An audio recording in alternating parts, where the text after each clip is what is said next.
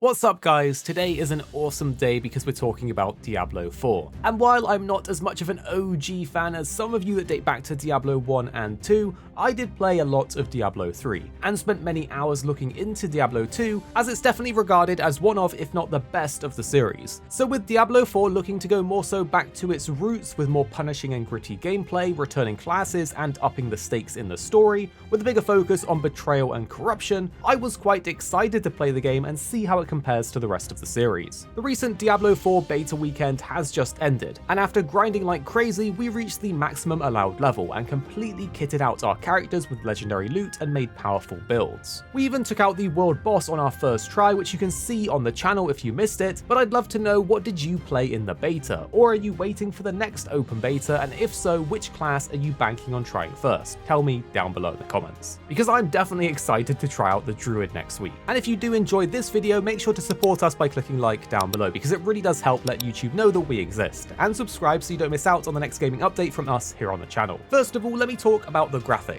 It is a Diablo game, so of course many areas are quite dark, grungy, or gothic. However, the actual graphical fidelity of the game was quite impressive. The environment looked detailed and immersive, even down to small things like the day-night cycle and the weather system adding another layer of depth to the visuals. It's definitely the smaller things that add up to add to that immersion factor, such as the snow in the snowy areas, leaving tracks that would get covered up during snowfall or would stay there during a clear day. But in addition to this, there's also the character models, especially the player character, which looks absolutely great. With a ton of different armor pieces in the game to change your appearance, I was quite impressed with how good the armor and its textures looked specifically, given the isometric nature of the game, where generally you don't see your character that close up outside of the character menu, the wardrobe, or the cutscenes. On top of all of this, the game's sound design was also pretty top-notch. From the ambient noises to the monster growls and chittering of skeletons, to the music and sound effects of your character, generally they did an excellent job adding to the immersion factor and making you feel like you are in a dark and foreboding world. Of course, while these different aspects are important, ultimately the gameplay is going to be what makes or breaks it.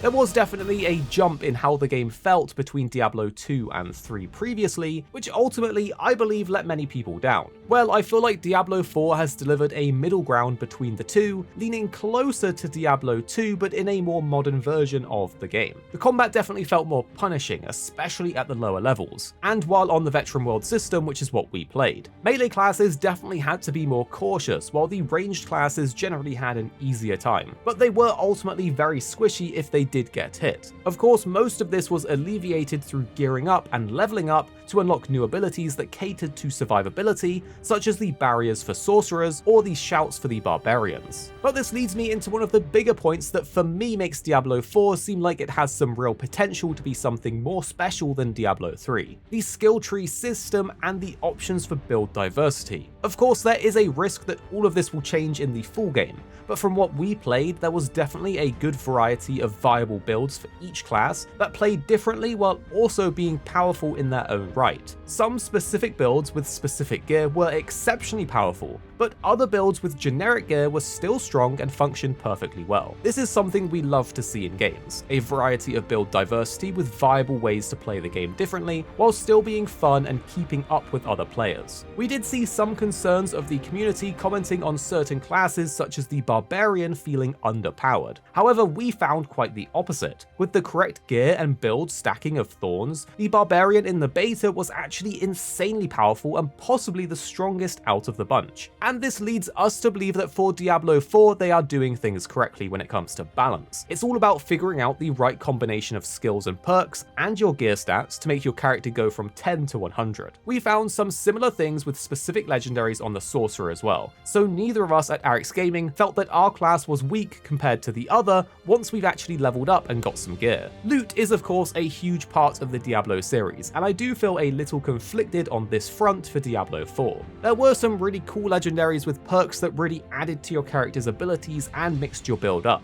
However, the vast majority of legendary perks were pretty bland and boring. We are of course not at the end game, the highest level that the game has to offer, so I'm hoping that this is more of a beta issue, with it having a limited pool of legendary gear that will hopefully be greatly expanded upon in the full game. Furthermore, it definitely felt like some classes got better legendary treatment than others, but again this could be a beta issue that's resolved at higher levels. Additionally, unique gear from bosses wasn't present in the beta to my understanding, and if this is missing from the full game, that will be quite the disappointment too. One thing that I will note though is that I did find the pace of obtaining legendaries to be quite good, fun, and fair.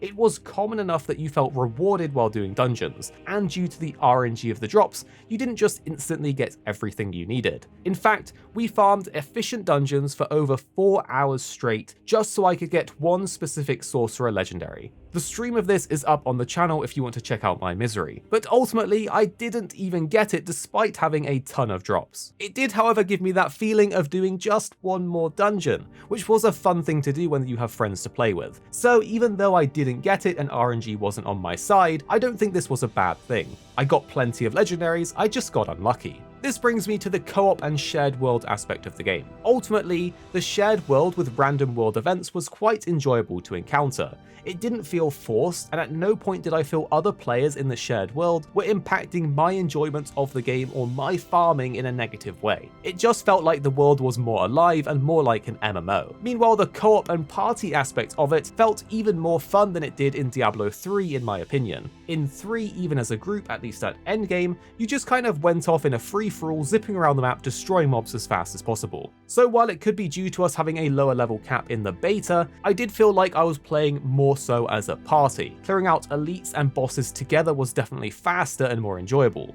And the 4-person scaling felt pretty good, and anecdotally I felt like I was getting better loot due to playing with more people. So it was nice to be rewarded for playing with a full party, but that could just be my own anecdotal experience. Let's not forget about the story though. As always, Blizzard have crafted a compelling narrative that definitely drawed me in. Couple this with Blizzard's outstanding CGI cutscenes, I was always left wanting more. The game takes place several years, around 30 years after the events of Diablo 3. Millions of people have been slaughtered by the actions of both the High Heavens and the Burning Hells. Now Lilith, the daughter of Mephisto, has her grip on Sanctuary and is manipulating the worst out of its people, leaving the world to be a very dark and hopeless place. A big theme to the story so far is Lilith's hatred, and we as the player are essentially pursuing her across Sanctuary. It looks like we'll probably be facing off against Lilith at some point, but I'm hoping for an interesting twist where maybe we end up teaming up against a greater threat, but we'll have to wait and see how that goes. Interestingly, I have seen comments saying that the game looks like a mobile game. This was initially shocking to me because of how good it visually looks and felt to play. However, from a viewer perspective, the way the game feels to play versus how it looks to play in a gameplay video definitely doesn't translate so well. I think this is more an issue with the isometric genre in general, because Diablo 4 is definitely going for a more gritty and grounded look to it, so it definitely could look more basic at a glance. But while playing it, it definitely feels tactile and looks visually impressive. So I think this one specifically is more of an issue with gameplay videos not doing the best job of translating how it feels to play. Furthermore, let's talk about some technical issues. The beta we played initially during the first starting hour had some massive server issues, which led to everyone who was playing crashing and then having to load back up into a queue to play again,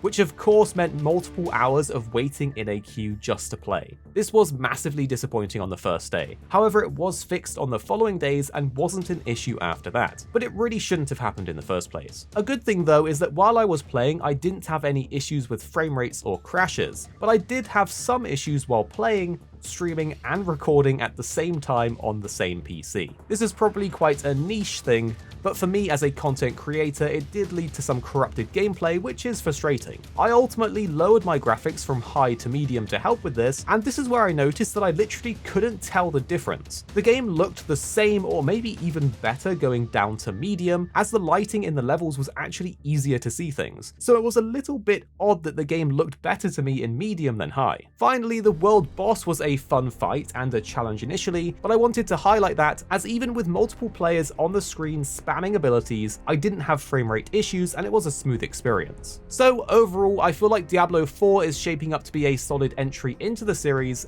and I think it will appease fans of the series looking for an experience somewhat closer to Diablo 2 than Diablo 3. The gameplay had me wanting more, the story had me intrigued, and the graphics allowed me to be immersed. However, when I play a Diablo game, it's for the high level end game content, and how that shapes up to be is largely unknown because we haven't played it. So while I can recommend the early game as a pleasing Diablo experience, I cannot comment on the full game and how the end game will be, which will ultimately make or break it. So if this video was helpful to you, you can support us by clicking the like button because it helps so much. And the 2 videos on screen now we think you'll really enjoy if you did enjoy this one. Of course, you don't have to watch them if you don't want to, but if you found this video interesting or helpful, you're probably going to like these ones too.